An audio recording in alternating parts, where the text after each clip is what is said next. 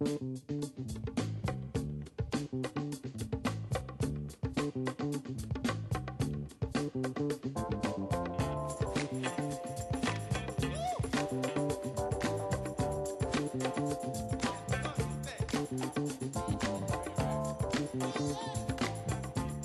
Gator fans, and welcome to a special edition of Coach's Corner. I'm joined today by Brent Wilkerson, who was recently named the 2012 North Coast Athletic Conference Coach of the Year after leading the men's cross-country team to an NCAC record 11th conference championship. First, congratulations, Coach, on the honor. And second, if you don't mind, please walk us through the team's exceptional performance from this past weekend. Oh, thank you. The team's performance this weekend was exceptional. You know, going throughout the race or going into the race, thinking about a good race plan, we knew it was going to be a challenging course at Worcester. Nobody on our team has been there before, and I've never been to the course before. So first, with just gathering some information, Bill Ross was really helpful on kind of helping me at least go through the race and go through the miles and what we need to be thinking about at certain times. And that experience was really helpful to me when I was thinking about putting together a race plan. And we knew that since it was going to be a hard course, it was going to take a lot of patience and waiting for our spots and waiting to move up a little bit later in the race, which is sometimes pretty risky, especially when you're talking about racing fast and then also, you know, trying to make yourself wait. I mean, there's probably about 2 miles on that course that was just straight uphill, and you know, when you two out of 5 miles going uphill and racing hard. You need to be extremely patient and save a little energy, especially in that last mile. So as we went through the race, Wabash's team is exceptionally good, and they're very good at packing up. And they even had a strong pack, even through 4 miles. I mean, they looked extremely good, and were still probably beating us to that point. And with about 1K to go, probably less than a K, our men started to kind of make their way through as soon as we got to the flat area.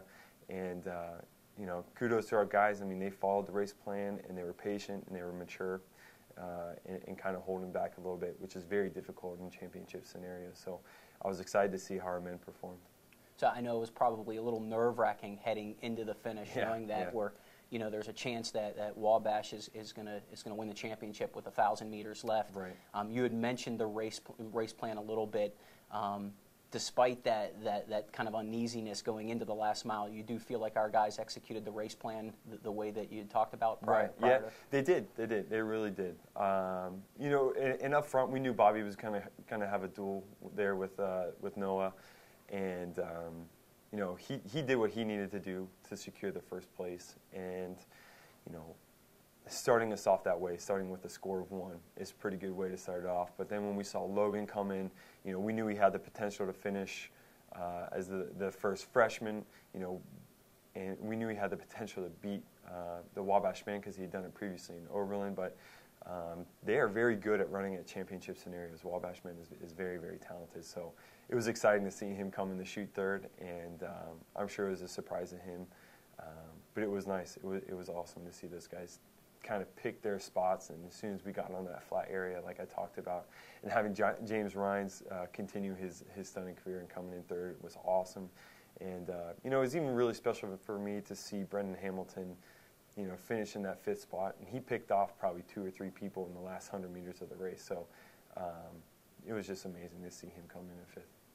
And now, firmly entrenched in the postseason, the Gators set their sights on the NCAA Mideast Regional. Right. The team enjoyed a phenomenal effort last year at this meet.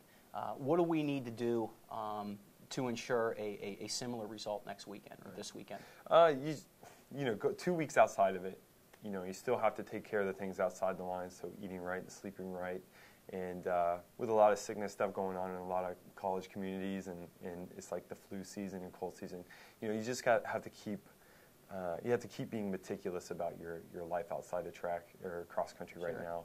And then on top of that, getting in some more quality training, making sure we're staying safe with the training, and still kind of pushing the envelope a little bit to make sure our guys are getting faster. And we're just taking care of our bodies and making sure that everything that we do in this next 2 weeks is going to get us at our peak for the regional meet.